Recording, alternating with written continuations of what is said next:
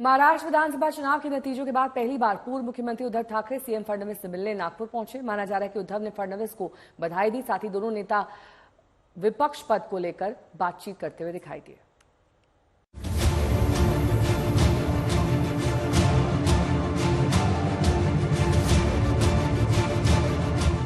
महाराष्ट्र में महायुति की प्रचंड जीत और महाविकास अघाड़ी की हार के रोज नए नए साइड इफेक्ट दिख रहे हैं।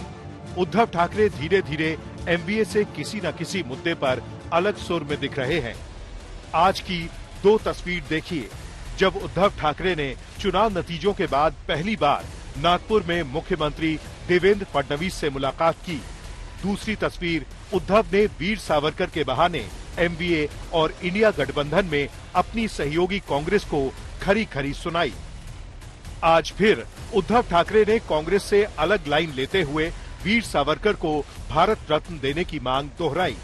उद्धव ने बीजेपी के साथ कांग्रेस को भी नसीहत देते हुए कहा कि कांग्रेस को वीर सावरकर और बीजेपी को अब नेहरू की रट नहीं लगानी चाहिए। इन महापुरुषों ने जो किया वो किया, अब आगे की बात करनी चाहिए। सावरकर और नेहरू के नामों पर बहस करने का कोई मतलब नहीं है। बीजेपी ये बताए कि वो वीर सावरकर को भारत रत्न कब देगी।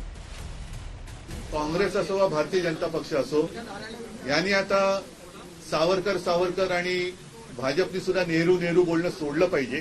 कारण आताचा हा जो काळ आहे तो काळ आपल्याकडे बघतोय की त्यावेळेला त्यांनी जे काही करायचं ते करून गेले, तुम्ही काय करतात। त्याच्यामुळे अगदी मोदींनी सुद्धा नेहरूंचं रडगाणं आता बंद करावं आणि काँग्रेसने आता सावरकरांच्या नावाने बोलणं बंद करावं, कारण दोघंही आपापल्या जागी होते। उद्धव ने ये बात नागपुर में एक प्रेस कॉन्फ्रेंस में कही। इस मौके पर उनके साथ आदित्य ठाकरे भी मौजूद रहे। वहीं महाराष्ट्र के डिप्टी सीएम एकनाथ शिंदे के बेटे और शिवसेना सांसद श्रीकांत शिंदे ने उद्धव पर हमला बोला। श्रीकांत ने कहा कि जब राहुल गांधी सावरकर पर संसद में ऊटपटांग बातें करते हैं तो उद्धव के सांसद चुप क्यों बैठे रहते हैं। उद्धव ठाकरे जी को एक तो नैतिक अधिकार नहीं है सावरकर जी के बारे में बात करने के लिए। वो जिनके साथ गए हैं कांग्रेस के साथ, जो आए दिन सावरकर जी के बारे में अनाप शनाप बकते हैं। परसों तो संविधान की चर्चा पर राहुल गांधी ने फ्लोर पर सावरकर जी के बारे में जो अनाप शनाप बका, उस समय यूबीटी के सांसद हाउस में प्रेजेंट थे। उनको नहीं लगा कि राहुल गांधी जी को रुकाना चाहिए, कि उसके ऊपर एक्सप्लेनेशन देना चाहिए। ये बाहर बैठकर नसीहत नहीं होती है। वहीं एनसीपी शरद पवार के विधायक जितेंद्र अवहार ने नेहरू को आधुनिक भारत का निर्माता करार दिया। नेहरू जैसा आदर्श नेता इस देश में कभी भी पैदा नहीं हो सकता, जिसकी राजनीति के पूरे दुनिया ने सलाम किया था। शायद कम लोगों को मालूम है कि वो एक ही आदमी है भारत से जिसको लाने के लिए अमेरिकन प्रेसिडेंट प्लेन के अंदर गए थे। कितनी कहानियां बताएं नेहरू जी के योगदान की। जहां पिन भी नहीं बनता है वो आज पियानो बना, एरोप्लेन बना रहा है ये देश। ये वो ऐसे मिट्टी से नहीं तैयार हुआ है, उसको बराबर घीस के ऊपर लाया।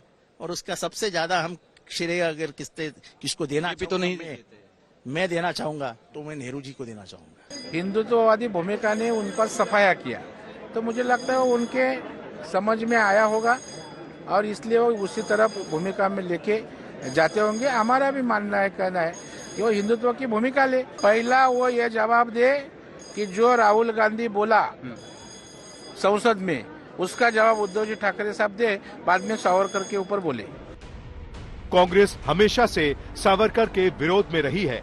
कुछ साल पहले महाराष्ट्र कांग्रेस की मासिक पत्रिका शिदोरी में उन्हें माफी वीर भी लिख चुकी है। इससे पहले नागपुर में आज मुख्यमंत्री देवेंद्र फडणवीस और पूर्व सीएम उद्धव ठाकरे की मुलाकात हुई। दोनों के बीच करीब 15 मिनट तक बातचीत हुई।